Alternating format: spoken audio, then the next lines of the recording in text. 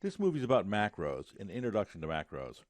We're going to begin by talking about what a macro is, and then we're going to record a macro and save it and find that we have three different save options. And then we're going to correct the macro that we recorded by recording a second macro and copying that subroutine into the first macro. So macros. What's a macro? A macro is made up of VBA code, Visual Basic for Applications, which is a language that Microsoft purchased a couple of decades ago that people can use to drive functionality in the Office applications. Now, you don't have to learn this computer language to utilize it. What you can do is record a macro. A macro will record in this VBA language the tasks that you perform on your worksheet or in your workbook, so that later on, instead of performing those tasks manually, you can run the macro and have it perform the tasks. So let's say that you have a heading style, a formatting style for your column headers that you like to use and apply frequently. Instead of setting up this formatting time and time again, you can record a macro to store those format settings and then run that macro on those cells that you want to apply that formatting to. So that's what we're going to do. The macro functionality can be found in two places. One is on the View tab, left-clicking the View tab, in the Macros group, left-clicking the Macros drop-down. We have the option to view macros. We don't have any yet, so I'm not going to click that. We can record a macro, which we're going to do in a minute.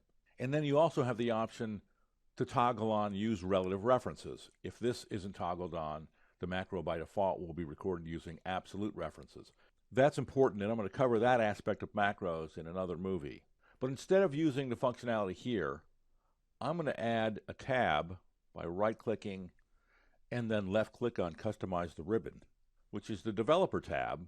I put a check in that checkbox, left-click OK, and the Developer tab is now displayed. Going there, there's a code command group that has some macro buttons, including Record Macro. So since we're going to use the default setting, which is absolute references, and this is important, the first thing you need to do is select the cell that you want to record the macro for, or that we're going to apply the formatting to in this case, and then click Record Macro. The Record Macro dialog box will pop up. By default, there's a sequential name that Excel will assign your macros. This is macro 4.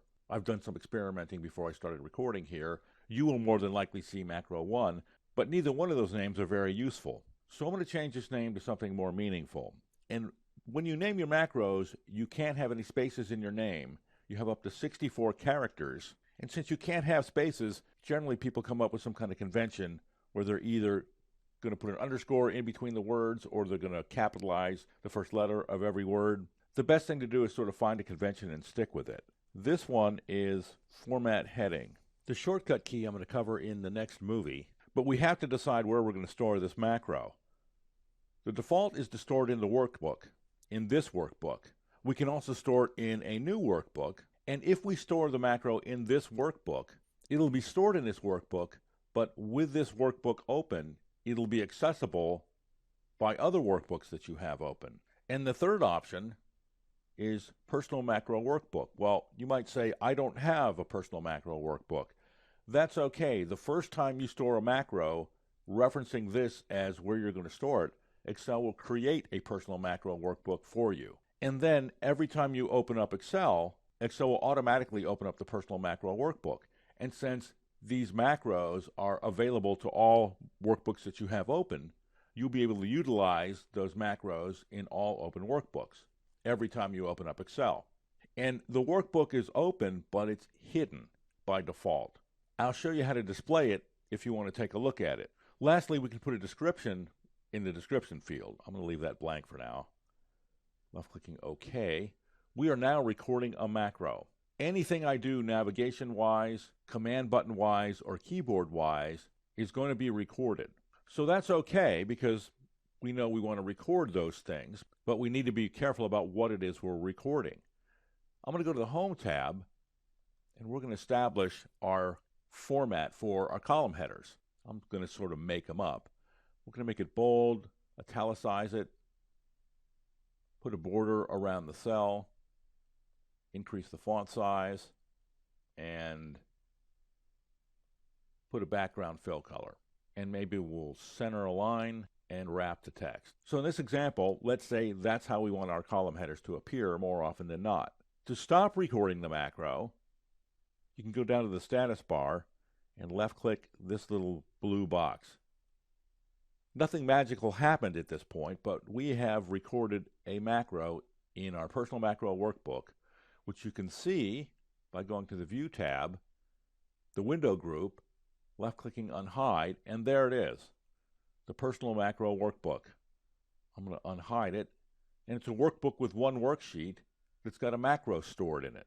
We can take a look at the macro by pressing Alt F11 and going to the VBA editor, where our workbooks will be listed on the side. We have Chapter 50 open, and we have our Personal Macro Workbook.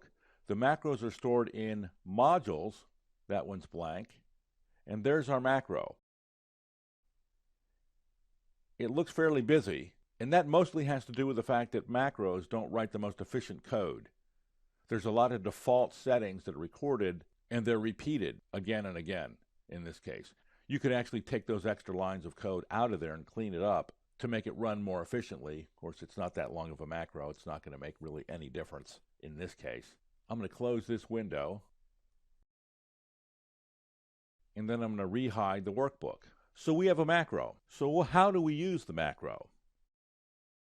I'm going to apply those format settings that we just recorded to cell C5 by going to the Macros drop-down, left-clicking View Macro.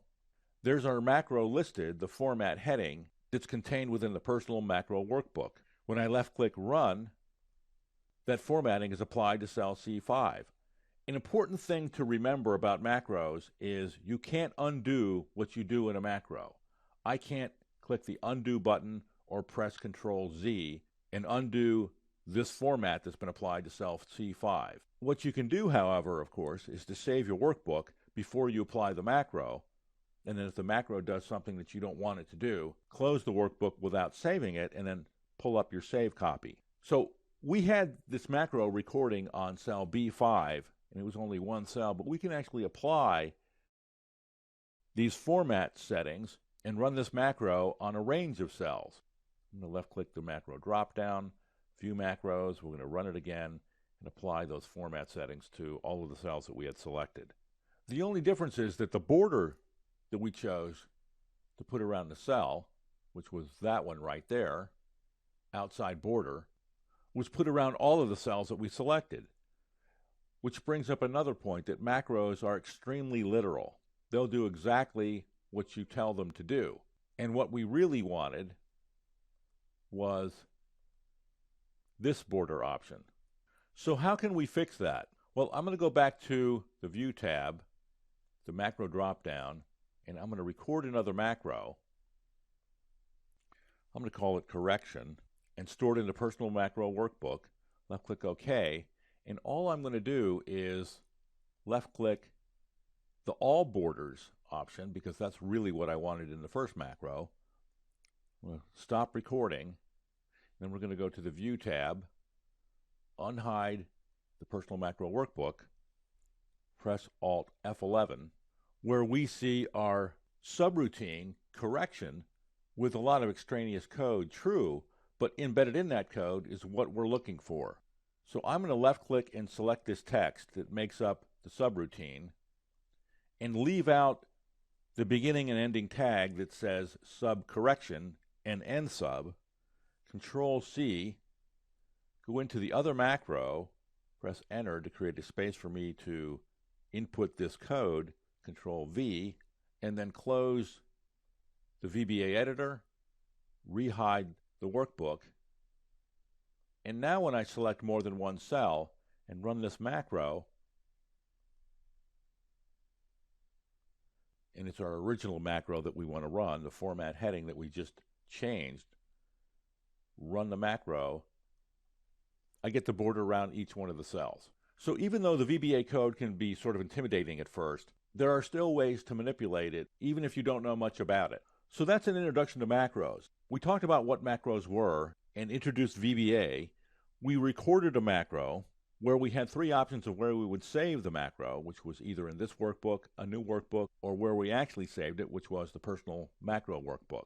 We then recorded another macro to correct a mistake we made in the original macro, and then copied that code into our original macro so that when we reran our original macro, we had the formatting results that we wanted.